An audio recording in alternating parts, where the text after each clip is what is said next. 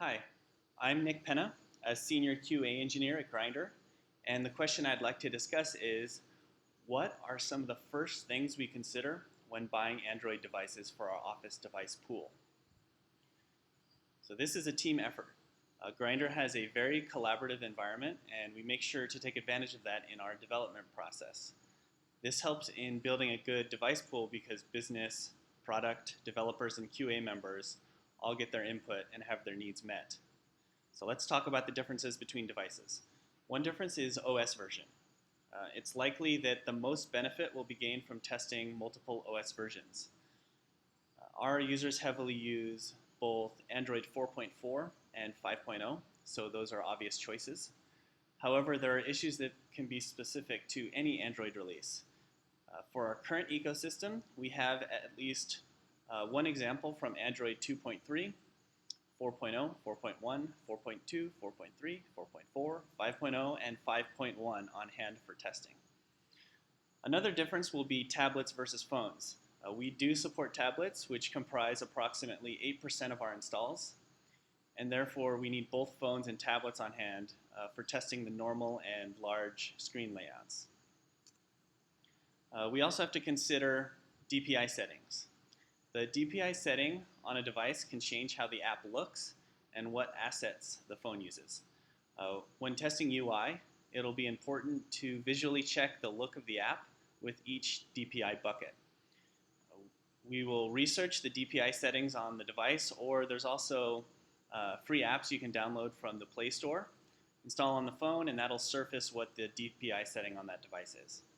The 6 DPI buckets are LDPI, which we don't have a phone for. It's rarely used for our users. There's also MDPI. There's HDPI, XHDPI, XXHDPI, and XXX HDPI. You can see some of the examples in this picture of some devices we have in our pool that have those requirements. So there's also differences between manufacturers. Manufacturers like to put their own skins on the Android OS, so that you get your own flavor with each manufacturer. Unfortunately, this means that there can be manufacturer-specific behavior. I'll mention 5 of these skins, all of which are contained in Grindr's top 25 most popular devices. And those are stock Android, Samsung TouchWiz, HTC Sense, LG Optimus, and Sony Xperia. Okay, so we've gone through some examples of what makes devices different, but we want to know what do our users actually use. So it's extremely helpful to have analytics of real users so that we can target the most used devices.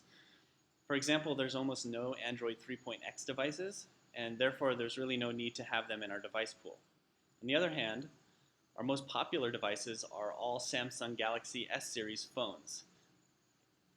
Galaxy S3, S4, S5, and S6. So even though they're from the same manufacturer, it's important we have all those devices on hand for testing. How do we get that information? Grindr has detailed analytics to answer these questions built into the app. But if you don't, or if your app isn't released yet, you can use the information Google provides about all Android Play Store users. You can see the link there.